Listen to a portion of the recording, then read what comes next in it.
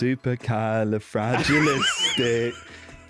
Oh God! You're not on camera. You're not on camera. But I was reading because it said it's fine if I read, and I've got to hold the handbag as well at the same time. I've got a present for you. Have you? It's You've not written another book, have you?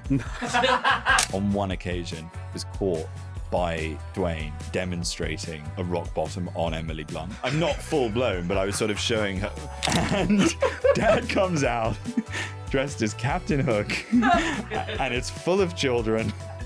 And within 5 minutes, they're chucking candy.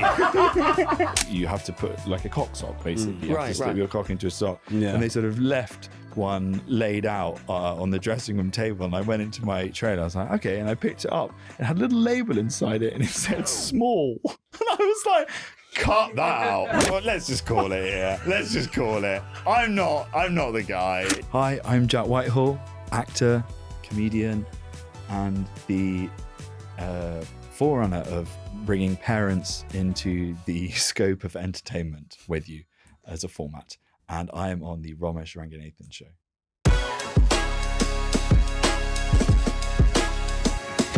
It's the Romesh Ranganathan show. Oh, shut up, Romesh. Welcome to the Romesh Ranganathan show. My guest today has done it all from winning the Amused Moose laugh off back in 2007 to being crowned the King of Comedy at the British Comedy Awards in 2012 to becoming one of Britain's most beloved comedic talents, both on stage and across our screens. I'm delighted to say, and the team are buzzing their tits off. Jack Whitehall. How are you, Jack? Yeah, good. Although now I've realised like my two main accolades are 2007 and 2012, and then there's nothing. Yeah. What have like you 13 years? Well, that's the main reason I asked you to come on. What have you been up to? Literally, what have I been doing with myself? Yeah, no, I peaked way too soon. Yeah, but tell us and about I've just flatlined career-wise. Tell us about Amused Moose. I actually found that clip the other day of me winning the Amused Moose, and I don't know, the standard of the other comedians must have been pretty low, because my 5-minute set is just nauseating, and it's the material is pretty cringe, but the delivery, the accent, it's when I was in that period where I was just like ashamed to be Posh. Public schoolboy, and so I affected this sort of like Danny Dyer, Guy Ritchie accent, and it's on the internet. You can find it. It's on YouTube. Jack Whitehall, Amused Moose. It's me talking like that and coming on and doing all these like really quite gross jokes as well. The whole thing is just tawdry. Yeah. But you know, but well Jago, done. It was great. Who ran the Amused Moose for Otherwise, and I won that award. Is it Hills Jago that does she's the final judge? Is she the final arbiter? There were other industry judges as well. I'll have you know. Yeah. Well, I came second to Rob Beckett. Did you? A couple of years after you, yeah. Oh wow. And my wife got into an argument with Hills Jago. Really? Yeah, because I went to the quarterfinal and Lisa was pregnant, and so I turned up there and she said, "Lisa's got to wait up here. The contestants have got to be kept separate from their guests." So I went downstairs. Then Lisa went to sit down, and they said, "You can't sit here." I can't remember why. Can you go down the front? So Lisa was like, "Okay." She didn't really want to go down the front because she knew I'd see her. So then she went down to the front. Then Hills Jago came over and said, "These are for industry. You've got to move." And then Lisa said, "Well, I'm like really heavily pregnant, and this is the second time I'm being moved." And then Hills went. This is where Lisa, I think, was a bit out of order, if I'm being honest with you. So then Hills went, "Well, you wouldn't talk like this if this was the Comedy Store." And then Lisa said, "This isn't the fucking Comedy Store, is it?" Right? Wow. But then did move. And then I saw there was a bit of a kerfuffle. So I said to Lisa, "Is everything okay?" She goes, "Just do the heat. I don't think you're going to go through after what's just happened." But I did. Oh, you did? Yeah. What stage of your career are you at when you do those sort of competitions? I reckon I was a bit further along than you, because when I started doing stand-up, and I don't know how aware you are of this, but like we didn't meet for quite a while after I started, and our paths didn't cross gig-wise. But I'd been going for a bit. But Jack, everybody was talking about you, man. Like, on the circuit, that you were like the guy. And I think it's because you came through, and then to people's perceptions came through relatively quickly, and then went on to do, go not beyond it, but go on to do other things. That you were seen as like the success story that everybody was chatting about. But you like progressed pretty quickly, right? Because you were so young when you started. I was 17 when I started, and I was probably doing that competition when I was like 18 or 19. Yeah. And it shows. But yeah, I did a lot of gigs early doors and started very early. Started at Edinburgh very early, then went to Manchester and was doing it in Manchester as a teenager and doing lots of gigs up there. So I did start very young and sort of progressed through quite quickly. Why did you want to do stand-up? Because like you're a great actor and you've done a lot of that. Why was it stand-up that was like your sort of? Well, thank you very much for saying that. I'm not quite sure how true it is, and certainly it wasn't back then. Like when I did a little bit of child acting. I was pretty terrible, right? And like got edited out of a few things. I did one thing as a kid where they redubbed my voice because I developed like a speech impediment on the day. So I'd had some like early failures in my trajectory into the acting world. How old are you when that felt like happened? it maybe was time for a pivot, right, into another way of getting attention. Right. Can I ask you about the speech impediment? What did you do? Do you want to focus in on that? It's clearly an area of trauma. Is this what this, So what this was is it? about? This is A little bit. I didn't realise like the vibe of this podcast, but now I get it. It's like one of those sort of really earnest like tearjerkers. Yeah, okay? and then we just clip that up like Diary of a CEO. Yeah, That exactly. goes out on all the Okay. trails and that. Right. Yeah, that's the idea. Let's get these tear ducts going. Well, it was a Indian accent. ITV drama called what? Sorry, Indian accent. An Indian accent. Every time it comes Yes. to you, you go, what the bloody hell? Yes. I suddenly developed an Indian accent, and they felt it wasn't quite right for my part. We've either got to dub him or brown him up. I know, it was the 90s. They browned me up. No, I was playing not an extra. I had a speaking role in an ITV Sunday night drama called Noah's Ark, which was about a veterinary surgery. And I was a little boy that had brought in his poorly rabbit, and the rabbit jumped up out of my lap and ran across the vet surgery. And the vet came out and he said, "Get that beast out of my surgery." And I said, "He's not a beast, he's a rabbit." Except on the day I couldn't say rabbit, and I went, "He's not a beast, he's a wabbit." And they kept coaching me as to how to say it. I thought it would have been quite endearing. That's quite adorable. Yeah, maybe it was a choice. I think now Redubbed. they would go, let's find a kid with a speech impediment like that. Yes. Do you know what I mean? That would be would be a virtue. Yeah. Not back then. No. Not back then. Back then, brutal. Yeah. Redubbed. It's harsh. Yeah. I've got a present for you. Have you? The rabbit? No. No. It's You've not written another book, have you? You can't do another memoir, surely. How old are you? How many of yours have you actually read? Look, I'm not going to write another book. I'm going to say that now. No. I'm out. It's a Gen Alpha and Gen Z lingo for dum-dums. Mm. So it's like, just because like you're a father now, Yeah, I'm a father, yeah. it's important to be, keep your finger on the pulse. Yes. So I thought this would help. But I think you'll know a lot of this. I'm just looking at it now. Like, for example, stan as slang. Like, I stan poppadoms. Oh, I don't know why I said you're a that. big fan of... Yeah. Yeah. We shouldn't reinforce the stereotype. Yes. Shook. Shook is you're really thrown by something, thrown by a situation. Yeah. Scared. Yeah. Scared. Menti B. That is a mental breakdown. Okay. So I don't think you Yeah, need this. Pretty good. No. Pretty good. Are you just trialing another quiz show format? this is going to be on ITV within 6 months. Let's just say- Romesh just reading out slang, and then contestants having to guess what the slang is. Look, just go along with the They pilot, will all right? commission anything with you, but even this feels like you might need to work up the format a little. Could your mum be involved? Oh God. Simp. Simp. That means someone that's sort of like a little bit wet, a little bit weedy. A gentleman, maybe. Yeah, very submissive. Submissive, yes. Yeah. Submissive gentleman. And then do you know what mewing is? Mewing. Yeah. No. Oh no, I don't know mewing. So my kids do this. My oldest son in particular. Do you know what it is, Will? Is that Yeah, what I you're know laughing? it is. Will? Because you Have can you I be? mewed? I'm You not look, mewed. you I'm look not like you mewed, no. mew. You look Do like a I? mewer. I think that's a compliment, though. Somebody, I think. I meant it Yeah. as a compliment, not Yeah. knowing what the definition of the word was. I accused you of being a mewer, but I meant it. Well, no, I mewing appreciate refers to a practice where people position their tongue against the roof of their mouth with the goal of improving jawline definition and facial structure over time. it. Does that work? I don't know, no but idea. my son, Do you want to But people do it. just give it a go? it's not the best for audio. No. No. That's definitely one for the YouTube. Yeah, that's you need to be watching Viewership. to really get the Yeah. full. Anyway, that's for you. Thank you so I mean, much. I'll be honest with you. That reading that out to you is, I think you know everything in there. So Yeah, it's yeah. pointless. Period. This would have been good for you when you first started out. What'd you say? What's that? Period.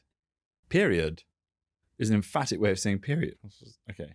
It's just period, but misspelt. What do you think of that as a gift? Oh, it's lovely. Yeah. Sorry, for a podcast, me reading it silently is also Yeah. not great. No, but I Content, like it. is No, yeah. But thank you so much. No worries. You're very welcome. I'm I sure that'll brought you this still be on little bit of ceramic. Sort of trinket. Thanks, This is your little trinket. but this is It's like a little vase. Yeah, but thank if you you. had just one very small flower, Thank you. or you could use it for milk or whatever you want. It's yours. Thanks. That's really sweet, man. This episode is brought to you by Channel 4. Now, whether you're feeling classy, existential, or just want to watch someone lose their rag over some burnt risotto, trust me, you can stream it on Channel 4. Come Dine With Me is pure chaos disguised as dinner. You start thinking it's about cooking, then suddenly, dear Lord, what a sad little life, Jane. Take your money and get off my property. Is something that was said on Come Dine With Me, and also something I say to my wife during role play. My mum treats it like a documentary. She'll pause at mid-argument to critique someone's cutlery choice. I can't believe they put the forks there. Channel 4 have all the normal stuff, plus the stuff that makes you go, what am I watching and why can't I stop? And that's really the magic. 1 minute it's Bake Off, next minute you've somehow ended up watching Naked Attraction and pretending you're just seeing what all the fuss is about. And then, maybe, having a game of that of your own in your house. They've got drama, they've got laughs, they've got reality TV, and to be honest, they've got some really weird stuff in there too. But the best part is that you can stream it all right now. Channel 4 is the home of altogether different telly. Stream whatever you're into now on Channel 4. How are you generally at the moment? Generally good. Yeah. Generally good. No Menti bees on the horizon. Yeah. And I've got to tell you, I'm pretty gassed about Malice. Wow. Yeah. It's going to get people mewing, I think. Now, I don't want to jinx things, Yes. but I think it's going to be huge, right? Because for a number of reasons. One, it's a great story, very hooky. Yeah.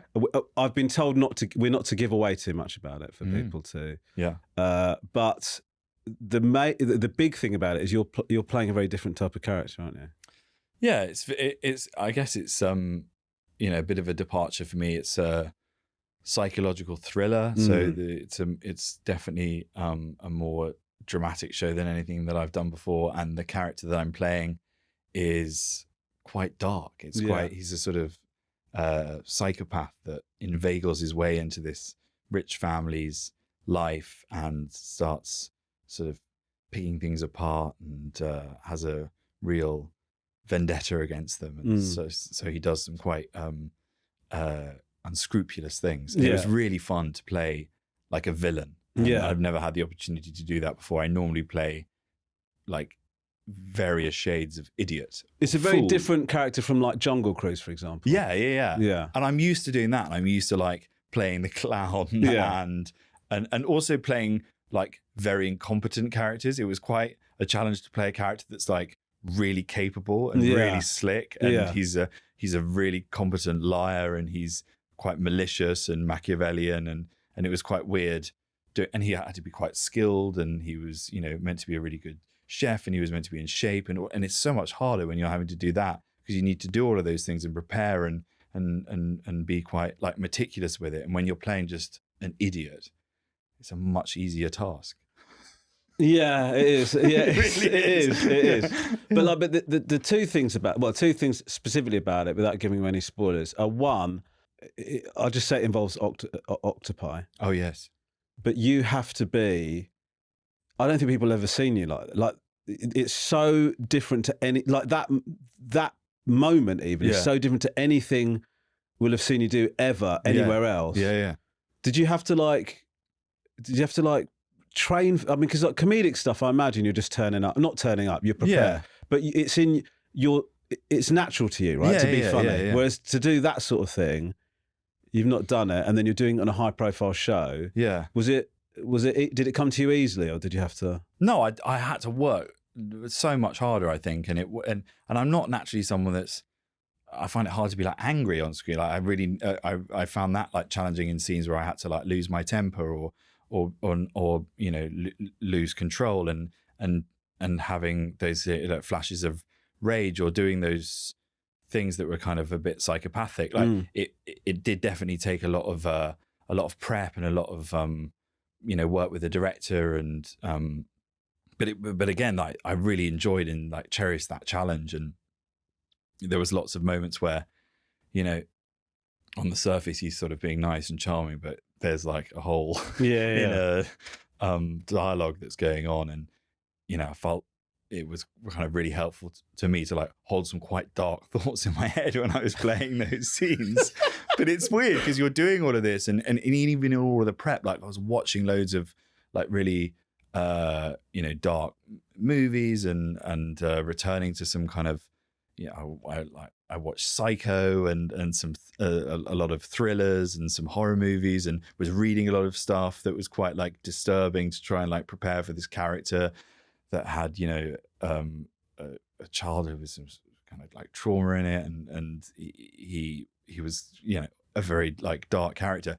So doing all of that in and around it, it's then really hard to then just come home at the end of a day's filming and like switch off and suddenly be back in you know like family mode. And I just had my daughter Elsie, so was there being like a new dad and there's just a lot of darkness around, and I'm like watching these horrible movies with her. I was literally reading a book called The Adversary, which is about this this it's not funny. This French guy that was like living a double life and then murdered all of his family. And I was reading this book because it was like a tonal reference that the showrunner had given me, and I was reading it and then just like then doing bath time. I was like, this is so weird and inappropriate. Yeah. And I don't know how like open to be about this research with my wonderful fiance.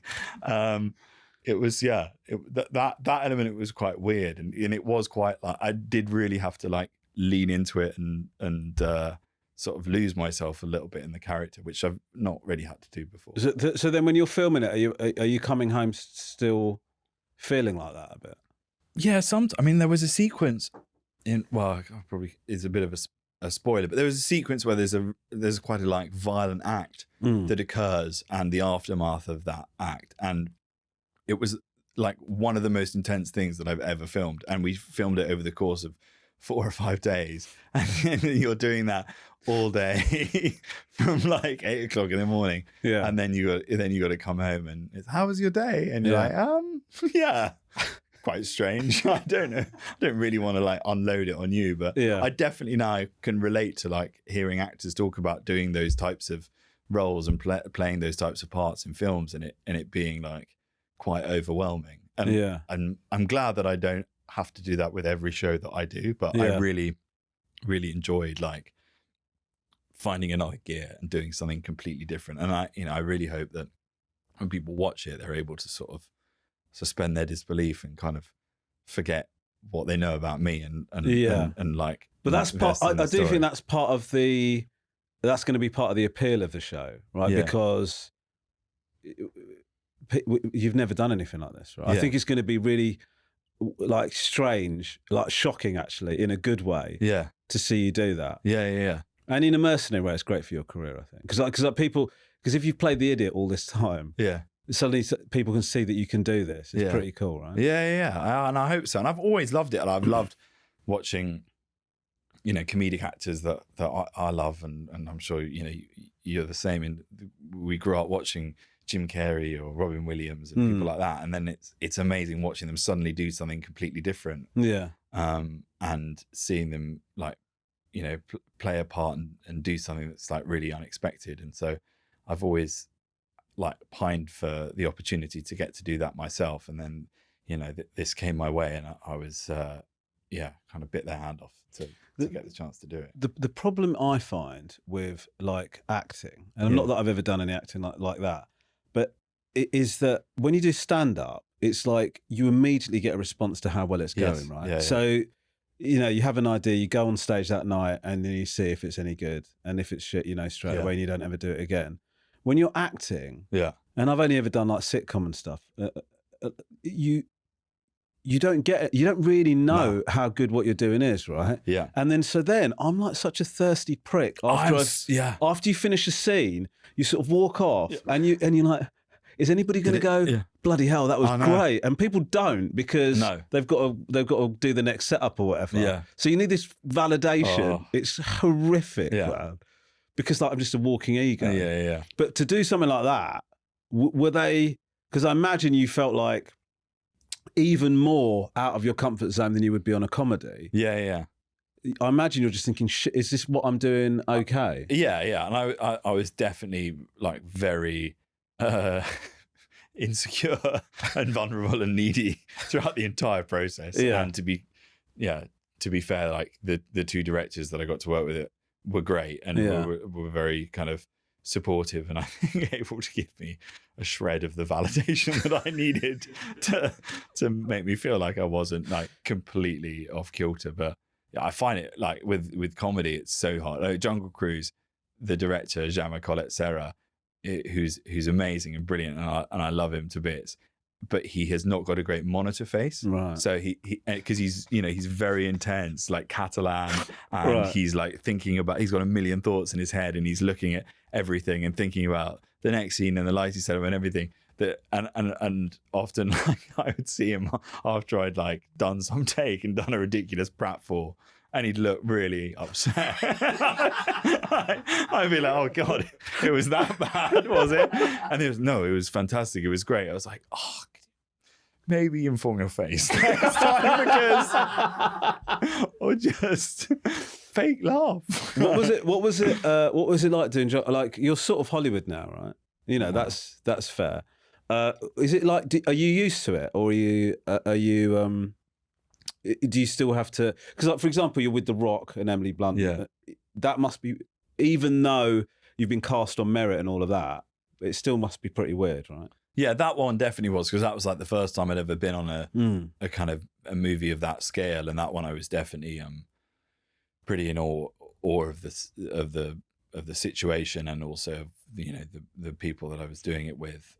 It's particularly Dwayne, because it was like my childhood hero. So that I found like quite overwhelming, and had to sort of check myself to not be a fangirl every day, and to try and remain how much fangirling were you allowed to do? I was actually I was actually afforded a fair amount of fangirling, and against like sort of my better judgment, because I'd said like, don't ask him a load of questions about wrestling, because he'll think you're a dick. So just try and remain professional and talk to him about the work and the text and the scene and anything other than that. And so I attempted that for like the first hour, and then I was like, I've sort of run out of things to say now, so maybe I'll ask him about WrestleMania. And I did, and he loved it, and obviously good. He loves wrestling, and that's like a huge passion of his, and he was also like dumbfounded that I had quite a encyclopedic knowledge of wrestling, because I was obsessed with it, and particularly his era. So we just talked at length about wrestling, and it felt like a sort of safe space for us both to sit in. Emily didn't understand wrestling as much, but I also informed her a fair amount about wrestling and about Dwayne's career as a wrestler. On one occasion, was caught by Dwayne demonstrating a rock bottom on Emily Blunt. I'm not full blown, but I was sort of showing her the move, and he looked at me, "Are you doing?" And I was like, "Yes, I was just showing her your finish." Because I know it. I really know it. What is your like? I was doing it in the little pants as well, and the armband, which was maybe a step too far. Oiled up. So what is your like? You're doing film, you're doing acting now of like different range and stuff like that. Stand up, you're smashing. Do you have like an end goal? Like, do you? Because now you're a dad. Yeah. I found when I had kids, although when I started, I had kids. It was a terrible time to really start something so risky. But I do feel like your priorities, your perspectives change, your priorities change. Yeah. And then work stuff is not as all encompassing and important. But do you have like when Jack Whitehall retires? What do you want to be able to look back on and say, this is what I did, this and that? Like, do you have like a vision board or some shit like that? No, definitely not. And I still feel like I have a sort of life in a career where it's slightly in other people's hands, and you know, I'm auditioning for things and at the behest of other like gatekeepers. And I would love to be in a position where maybe I can have a little bit more kind of control over the things that I do, and I'm able to, you know, write and create the stuff and the types of parts that I want to do, and do films and TV shows that really excite me. But like, yeah, I guess that like all I'd care about is being able to continue doing that. Like, I love doing what I do. It doesn't feel necessarily like work most of the time. And I also love being able to do a sort of broad spectrum of things. And I feel so fortunate that I can go and do, you know, a psychological thriller for Amazon, and then I can go and do a load of stand-up and just be me and an audience. And I love being able to do those different elements of it. Auditioning is horrific, right? Yeah, horrendous. I mean, I shouldn't say this publicly because it means that I'm going to be less likely to be called for audition. Offer only, mate. I've had. Well, I'm not. Listen, I'm not. Well, you should just say that. I'm not offer only stage. Yeah, no, neither am I. To be clear. I know you can try and blag it, but like, if you imagine somebody making a film going, "Oh yeah, Romesh Ranganathan's offer only," it's not even offer only for fucking League of Their Own. Are you taking the piss? But like, I have fucked up so many auditions, man. Like, I auditioned for Mary Poppins 2, and the casting director actually shouted at me because they had the camera set up. Yeah, I said do a bit of action because I had to go to the door and let them in and stuff. Yeah, and I moved out of the frame of the camera completely. Really, just showed such a lack of understanding. I auditioned for The Martian. To be fair, I do think Emily Blunt was the right choice. And that, like, I know, because I heard what you did was amazing. And other than that little bit where you stepped out of the frame, your take on the character was incredible. I just feel like maybe they made the right choice. They said the online backlash would be too much. You know, like a little bit of press attention is good, but they just thought it was too much. But you know, when like, I've had auditions like where I've phoned my agent Flo afterwards, and I said, not only have I not got this part, but I think I've burnt my bridges with anybody involved in this thing. Do you know what I mean? It's horrific. Can you talk us through what an audition looks like? Like from when you turn up to kind of the end of it, like what do they actually have you do? Do you prepare a piece? Is that how it works? Do they give you the material? How does an audition work?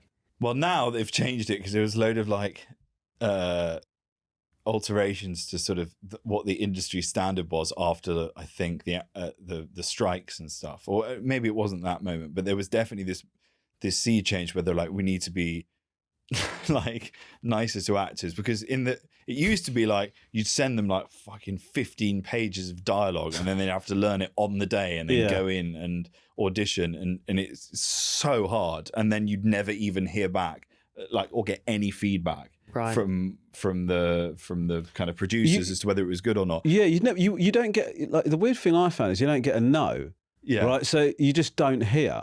So then like just days go by and gradually your hope sort of fades and fades and fades, and then you see it announced and you go, okay. Yeah. So now the changes that they've made, I think, are that you have to be able to get some feedback, which is good. I think it's gone from like 15 pages to maybe a limit of 10. And on the 10 pages now, they normally put something at the bottom going, it's fine if you can't learn this. You don't need to. And you're like, well, yeah, it's all good and well putting it there. But everyone else is going to be learning it. I do kind of still need to learn it. If everybody else auditioning has learnt this and I haven't, are you telling me it doesn't reflect badly on me at all? Really it makes no difference. Just reacting like... Yeah, it's is it like a panel of people? Yeah, sometimes. Yeah. Supercalifragilistic.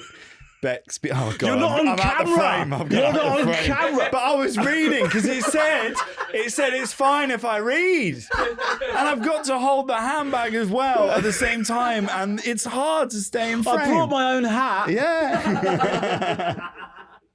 it's really hard, man. And auditioning with an accent, that's one that I found challenging because the minute it goes, it's gone. Yeah. It's very hard to get it back. I did one for, I think it was it was a movie where I was required to do an Irish accent, and I'd done a bit of time with the dialect coach before. And when you say done a bit of time, how much time do you have to do with the dialect coach? I mean, you're an all right mimic, aren't you? But I'd done maybe like, a couple of hours with a dialect coach going through the scenes, and I was like, I think I've got this. And then I went into the room, and maybe the first couple of lines were pretty good, and I was like, oh yeah, this is going great. And then there was one line where I just heard one syllable go a little wrong, and within seconds we were in Jamaica, we were in South America. It went all over the shop. Yeah. I was desperately trying to get back to Ireland, but it would not come back to Ireland. And I got to the end, and it was one of those ones again where you're like, there's 3 more scenes to do, but let's just call it here. Let's just call it. I'm not the guy. There's absolutely no way I'm getting this far. I've had it where like you do it like with an accent. It's like I was The Martian. Yeah. And I said, do you want me to do it in an American accent? And it nowhere did it said, oh, an accent. She goes, oh yeah, let's do it in American. I was like, oh fuck, like shit. And then I started doing it. And then I remember in my head, I read the line. I thought that was shit. You got 5 lines left to save this. Fuck the next one. Okay, you got 4 left. Eventually, like, there's a lot hinging on this last line. Fuck that. And I just went, anyway, I think it's been a waste of time, hasn't it, for everybody? So hard, man.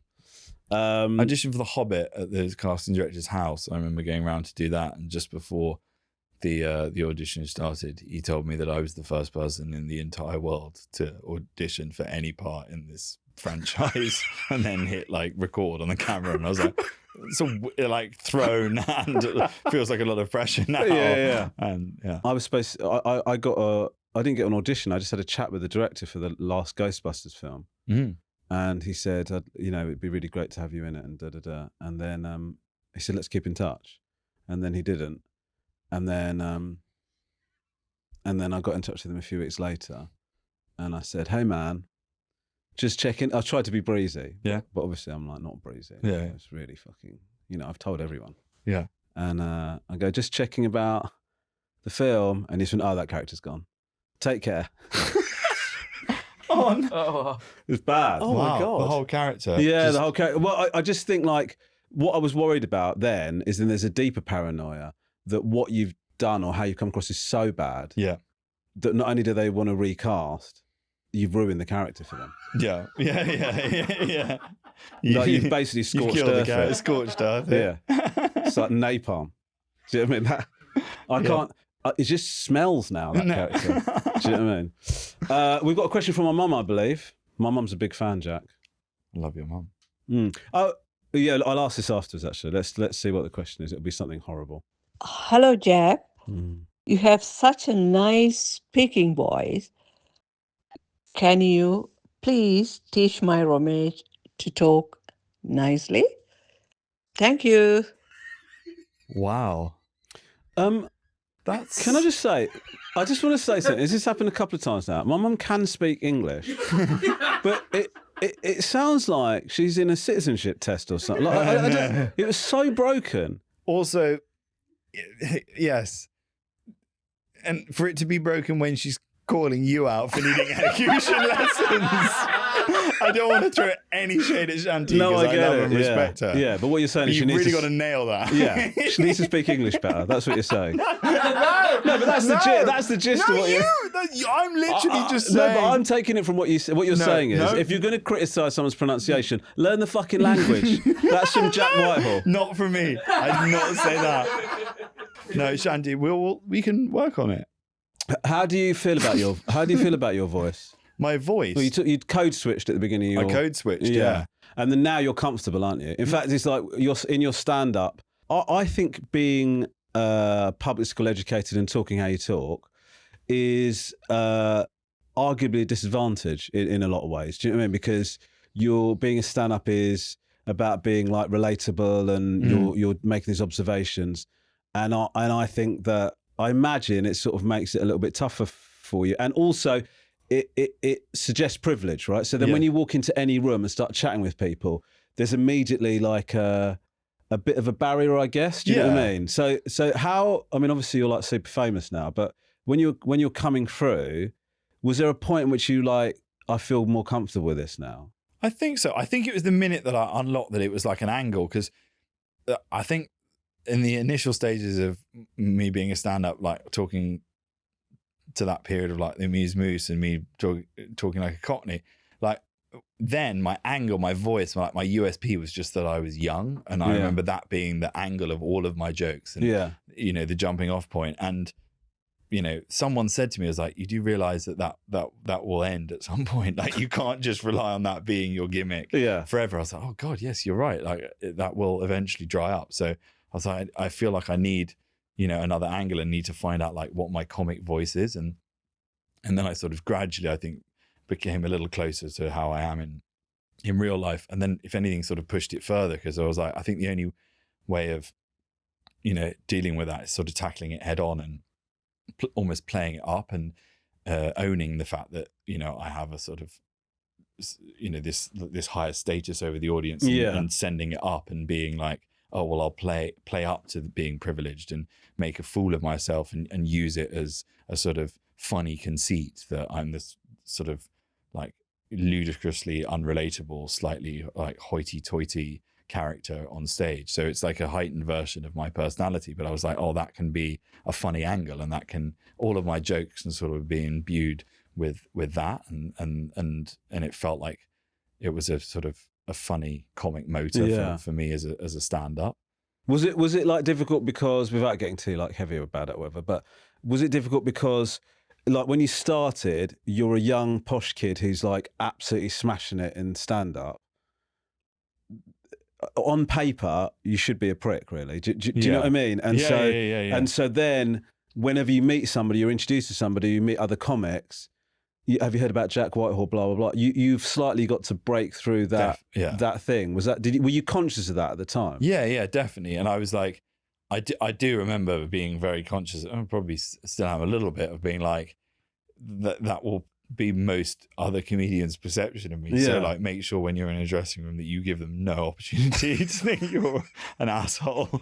Make sure you behave impeccably and are very, you know, deferential and not a prick. And so I was like, I was really conscious of not wanting to in any way, like, you know, like put people's nose out of joint. But without naming names, but there must have been people that were just like, who's just like, people must have been rude to you when you're coming through like in dressing rooms. There was definitely some like old school circuit comics that no matter how much like ingratiating behavior, no matter how much kissing up you do, like it just impenetrable. It would just be like, just it's horrible. Really mean-spirited. Yeah, but like, you know, similar thing happened to me. Probably not on the same scale as you, but like I had the same thing where like people just think this guy's like on a fast track or some shit like that. Yeah, completely. And so they're like, you've not done the hard yards or whatever. Yeah. I remember like just getting people like just going, I remember like walking into a dressing room and somebody just going, oh yeah,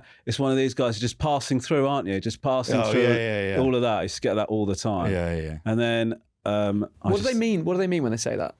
That you're just using the circuit as a sort of stepping stone to getting onto television, and you don't really care. And that's not true. Neither of us have done that. No, we used it to get into podcasting.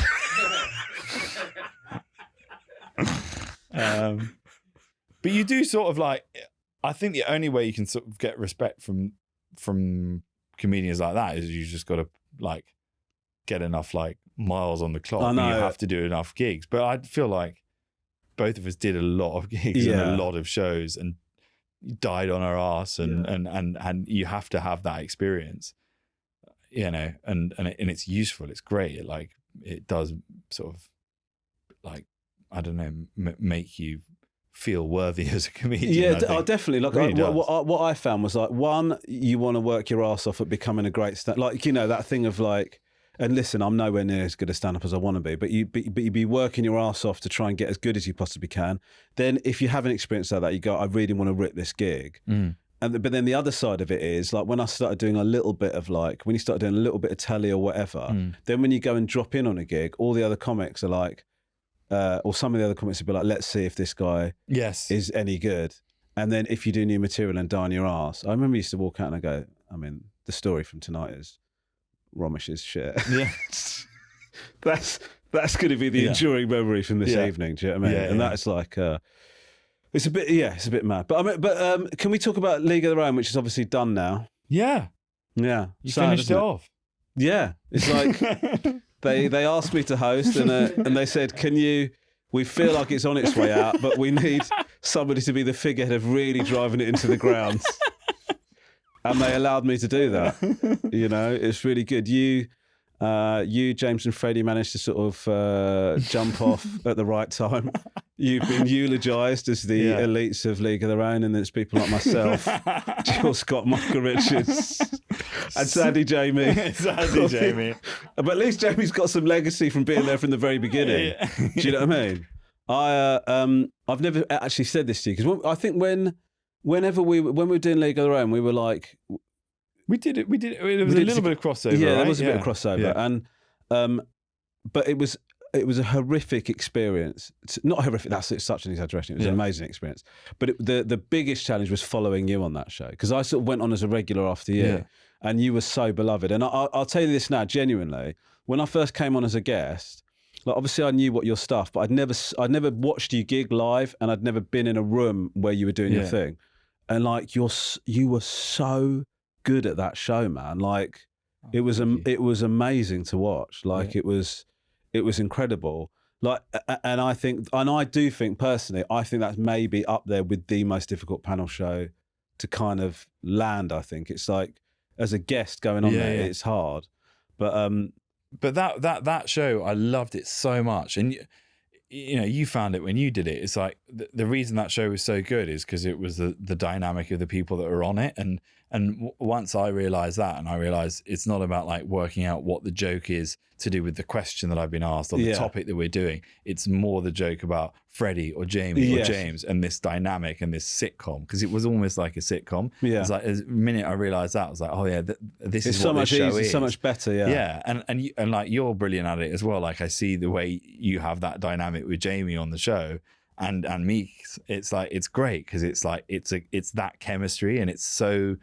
That's what people love, and that's what people are tuning in for. And the other stuff is great, and it gives it like, you know, color and scale and all of those things. But like what when it really sings is those moments where it's like watching two mates. It's watching you like rib Jamie or him say something stupid and you like pull him up on it, or like that's the like the great joy of that show, and I had such a laugh doing it. It was such a hard decision to like move on from it, because it honestly, especially those road trips, felt like a stag do, and it was just the most fun I've ever had professionally.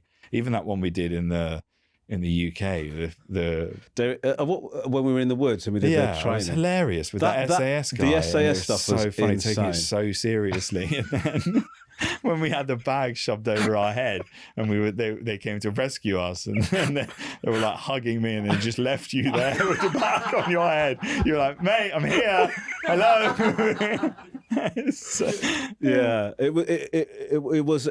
like an amazing. It's an amazing time, and what's great for you is, I don't know if you'd got wind that it was going to get cancelled a few years later, but you jumped. You know, it was really smart for you to jump when you did. I don't know what damage it's done to my career. we just got to see, man. Do you know what I mean? It's like that part in Ghostbusters. You've finished not just League of Their Own, but the like panel shows. Yeah, there's no way They've got rid of panel shows. There's no way. It's like let's get rid of Mock the Week. Rom's on that a lot. The Grim Reaper of formats. We've discovered what's the problem with comedy ends. It's Romesh Ranganathan, actually. Are you going to go back out on tour again anytime soon? Yeah, I'd like to. I'd like to at some point.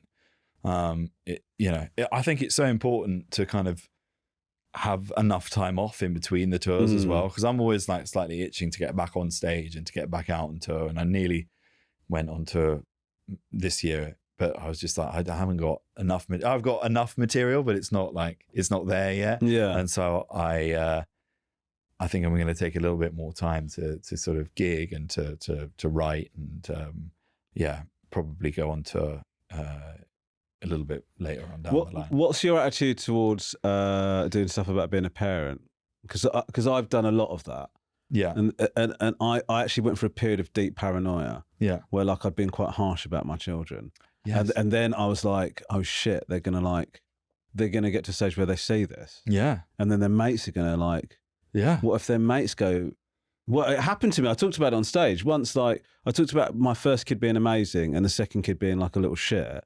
And then I was like at Chesington or something, and this bloke comes up and goes, Romesh, which one's a shit one then? Oh, at the, no. like, just at the kids.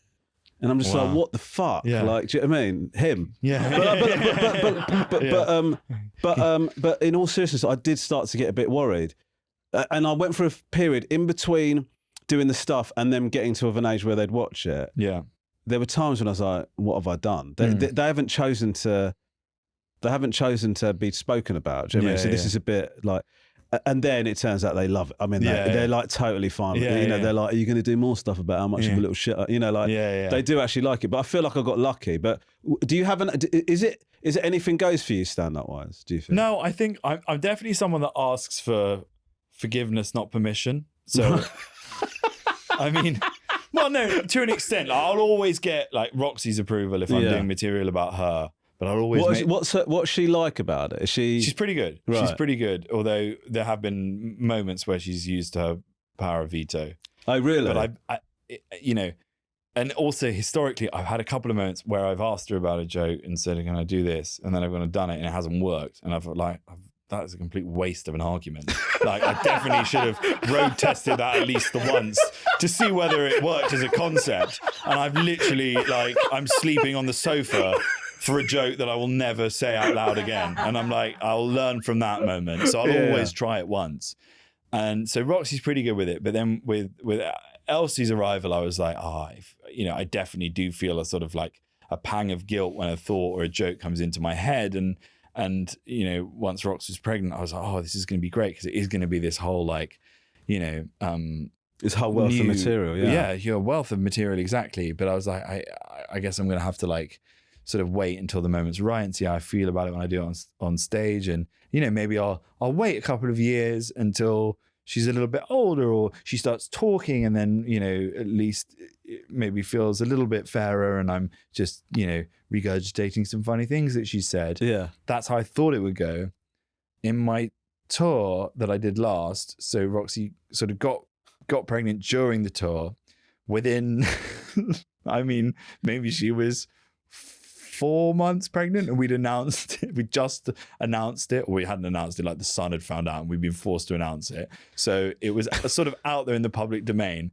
And so, yeah, I guess within like weeks of it being public, I had a joke about Elsie who hadn't even been born yet. And the joke was that I had this routine in my show about Roxy having dated Leonardo DiCaprio and had a load of jokes about that. And so within 3 weeks of the pregnancy being announced, I had a photograph up on stage of the ultrasound with Leonardo DiCaprio's head superimposed onto Elsie's face. So I was like, she's like, she's not even got all of her organs.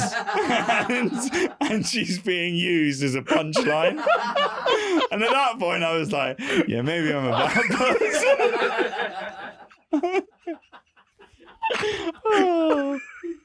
But also that is funny, so it's fine. Yeah, So it's it's fine. funny, Yeah. but yeah, I It was know good. And oh my God, it was such a it good smashed. bit. Yeah, It yeah. smashed. Holy shit. And does Elsie find you funny? Yeah, I think she finds me funny. And she's only 2, but she's definitely mischievous, and she's got her own little sense of humor now, which is amazing. And she laughs all the time, and she's got a really beautiful character, and I'm loving this period of being a parent. It's great. I mean, my kids are 16, 14 and 11. One of the things that people keep saying to you is like, they're going to, when they grow up, you know, this time's like really short and it'll go quick or whatever. But I feel like every stage is like amazing. Do you know what I mean? It's like my oldest son's 16 now, and like we chat about music and stuff like that. It's like really good. But I'm now at the stage now where they no longer sort of they no longer find me impressive. You know, like I imagine Elsie's like, that's my dad, and like whereas Mike is like, that's my dad. Like, I can't, Really? Yeah, they don't. First of all, they don't.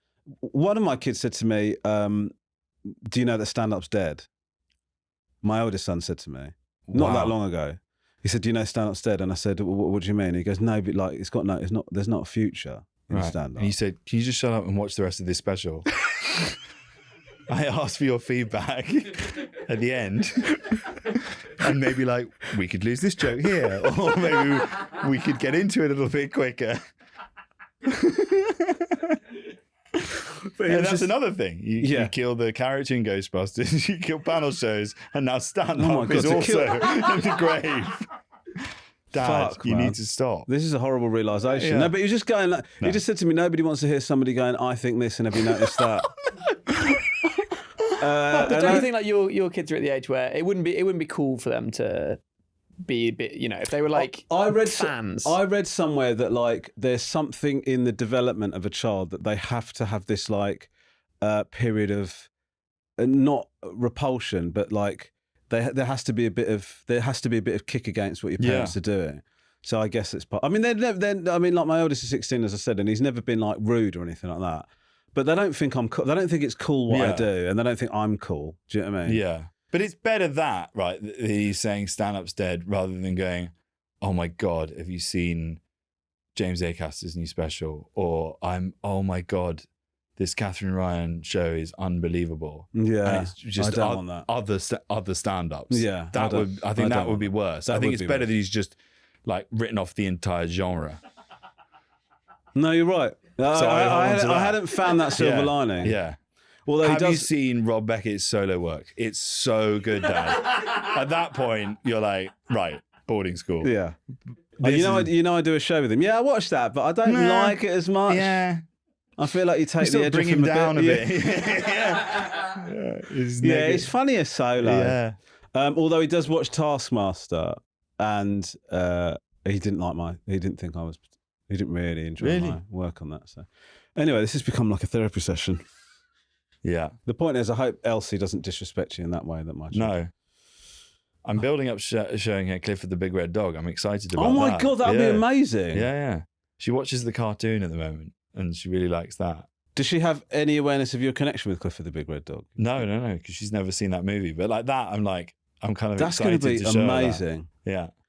I had on a different scale.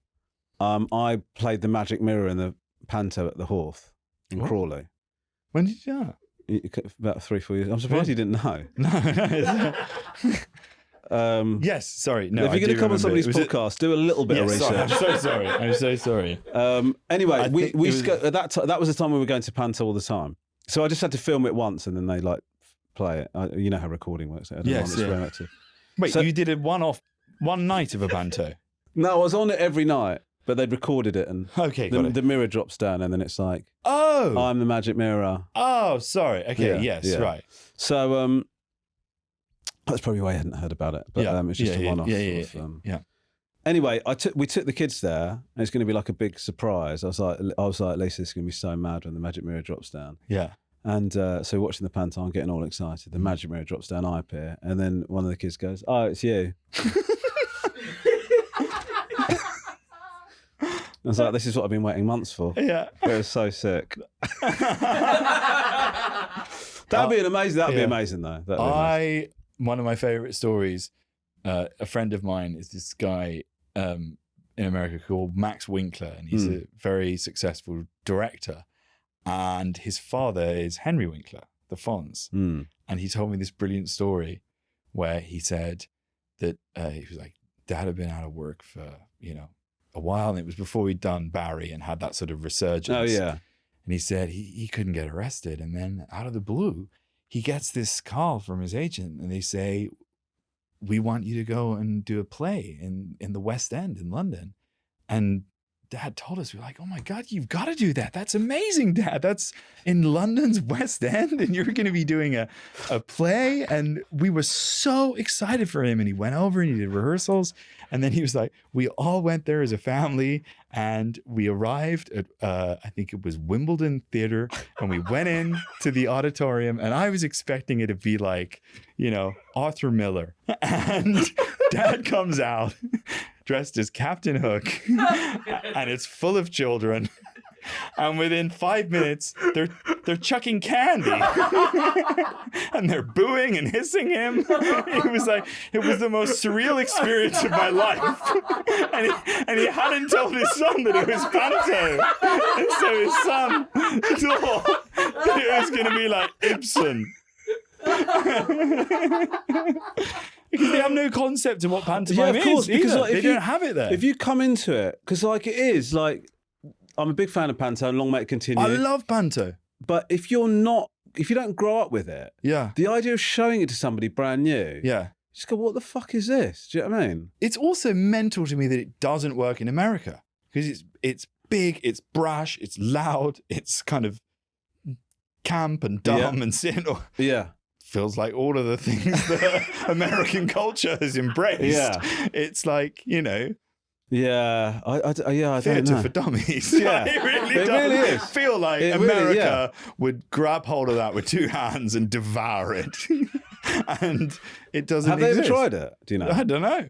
Maybe that's our play. Yeah, maybe that could be the next thing I kill. Did you hear that Romesh did Panto in America so bad that they've decided to end it in the UK? And they stopped doing theatre in America. Now, I recently, this is a spoiler, we recently did another series of The Weakest Link. Amazing. Your mum was a contestant. Oh, wow. Oh, yeah, she was very excited. She told me. Yeah, I can't divulge how well she did. Right. But she was brilliant on it. But your parents, we both have this thing of having our parents on TV. Yeah. How's it been for you? Yeah, I mean, in the most part, I would say very enjoyable and rewarding. And I like that I've got to share in the experience of what I do with them. And it's great doing stuff with them. I'm quite pleased now that they seem to have they've got their own thing. They've got their own thing. Yeah. And that's great. Yeah. And they have their podcast and people seem to really like it. And it's very funny. And they're off doing a little tour now as well. And they're doing a little tour now. So I don't think they thought through when they routed it. Because I was like, surely you just do the home counties. I mean, know your crowd. And my mum was like, no, I think we should like broaden our horizons. I want to go to Stoke-on-Trent. I would like to go to Stockton-on-Tees. I was like, yeah, I mean, maybe Bath. Maybe just do Bath in Oxford and Eastbourne. Yeah. And so they're doing like a proper nationwide tour and they're going off and doing that, which is insane to me. But I'm very pleased and they love it and it's great. And now we can. So what you with your dad, you did a chat show, didn't you? Did you do a chat show? Well, the first thing I ever did with him was at Edinburgh Festival. Right. And I was up in Edinburgh doing a couple of nights.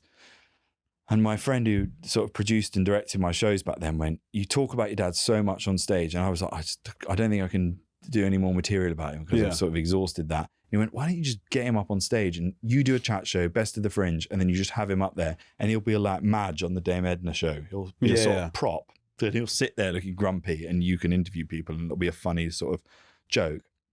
And we did 3 nights of it.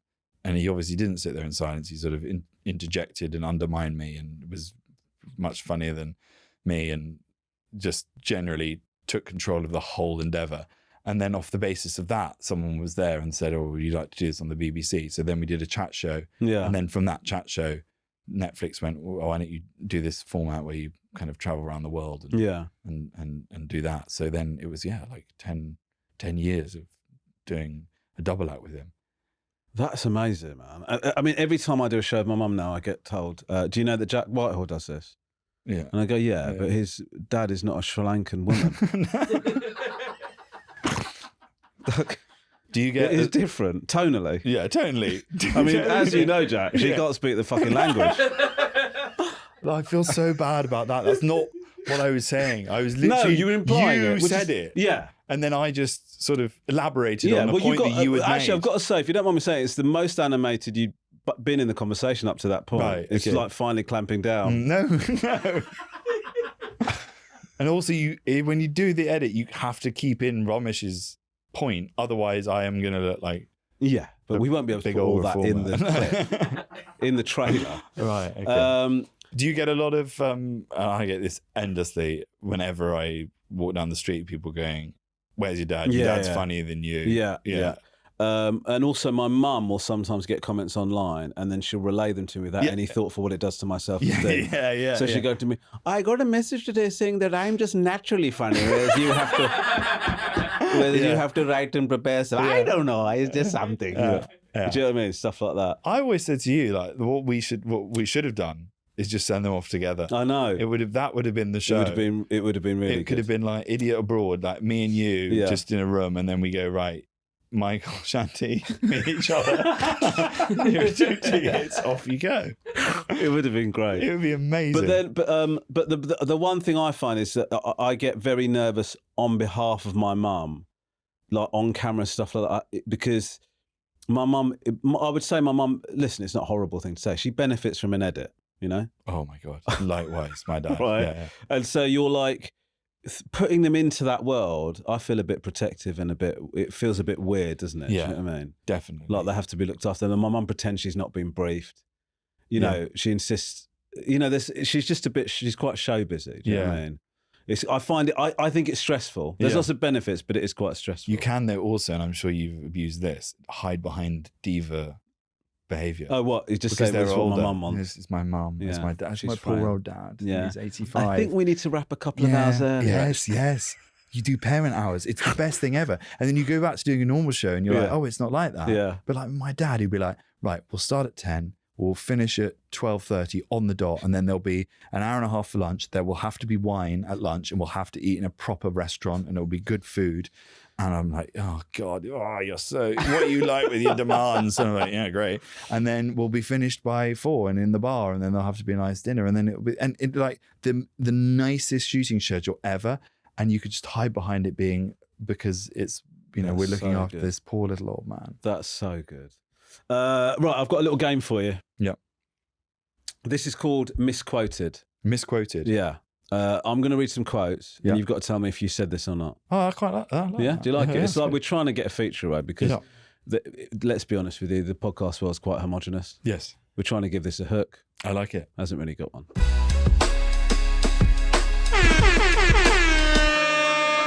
It's Misquoted. Okay, so this is the first one. If I could look like anyone, it would be Jamie Redknapp. Even up close, he's amazing. No, I didn't say that. Did I say that? Guardian 2011. Oh, that was before the surgery. So maybe yes, in 2011. There's a little bit of tweaking done, In hasn't there? 2011, a little bit of tweaking. Okay, next one. I'll admit I'm posh, but I draw the line at red trousers. I mean, it's a sentiment that I That you believe endorse. in and endorse, but I don't know whether I've said it publicly. No, you haven't. It's false. It's false. Yeah, well done. Here's your next one. I've got a punchline about wanking off a tramp behind a wheelie bin. I mean, that's not art. I've definitely said that. You said that on the Diary of a CEO podcast. Yeah. How did you find that podcast? I thought I would really hate it, and Yeah. I didn't hate it as much as How emotional did you get? I did get a little bit emotional. He did draw some stuff. Do you out think of they me. pumped something into the room?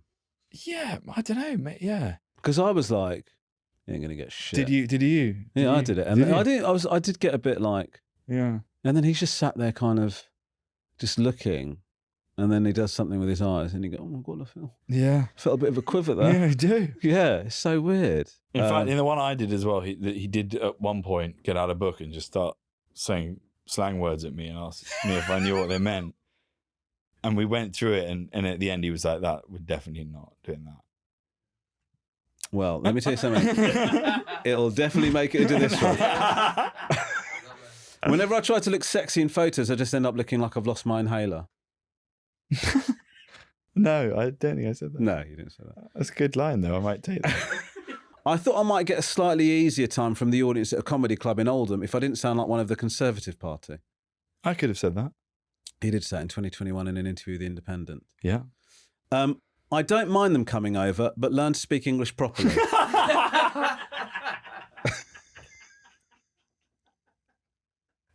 I didn't. That's the Times last year. I thought you were going to say that was you 20 minutes ago. Yeah. No. We've got one more question for you. It's Yeah. totally up to you Yeah. how you do this. But one of the things that to try and help the podcast Yeah.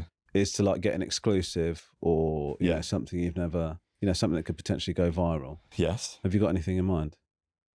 Well, and I've never told anyone this, but it genuinely one of the most surreal experiences of my life. I did acid with Mary Berry at Wilderness Festival. She was there doing the spoken word tent, and I was there with my ex-girlfriend at the time, and I got given some acid by one of my friends, and me and her, Mary Berry, dropped it, and it was like the most surreal, like the worst place to come up on acid, in a tent surrounded by a load of like, you know, hippies, and then Mary Berry just off her nut. What was Mary Berry like on Pretty acid? sloppy, I would say. Yeah. Soggy bottom and a soggy top. Jaw swinging around all over the shop. Pupils like saucers. I was meant to make up the story, right? To be clear. Yeah. It's made up. It's made up. It's made up. Yeah, they did MDMA. Yeah. Jack, one thing, I know that was supposed to be the final question, but I do have to ask you one thing. There's a moment in Malice, and this is a bit of a spoiler, where your body's revealed. Yes. And listen, I've seen you on League of Their Own. Yeah. You've always been in fairly good nick. Yeah. But you like to sort of play the comedic, discombobulated. I mean, you looked chiselled. It was incredible to watch and confusing and amazing. How difficult was it for you to get into that sort of shape? Yeah, it was quite challenging. Yeah. It was quite challenging. And I was really, really determined to try and get into good shape for it, because I knew that there were going to be all of these scenes. Yeah. And I wanted to try and look the best that I could. And I'd had an experience on the show that I did before that called The After Party, where I had been cast in The After Party. And when I'd read the script, it had described my character taking his shirt off, and it said, Sebastian removes his shirt to reveal rippling abs. Elizabeth looks over at him and flutters, blah, blah, blah. And I read that and I was like, oh God, I'm going to have to get abs. So then I got a personal trainer, started starving myself, going to the gym all the time, doing like 100 crunches a day. And maybe a month later, they sent through the rewrites of all of the scripts and all of the revisions, because it was the shooting script. And I reread it, and they'd just taken that line out. And they just assumed that I was incapable of attaining abdominal muscles. Yeah. So they just removed it from the script. I was like, I mean, come on, give me some.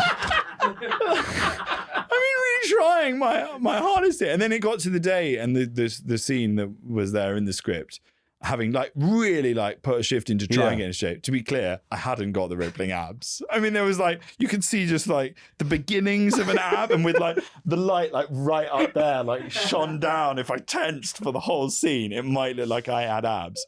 But the director was like, oh yeah, I'm just going to shoot it from the shoulders up.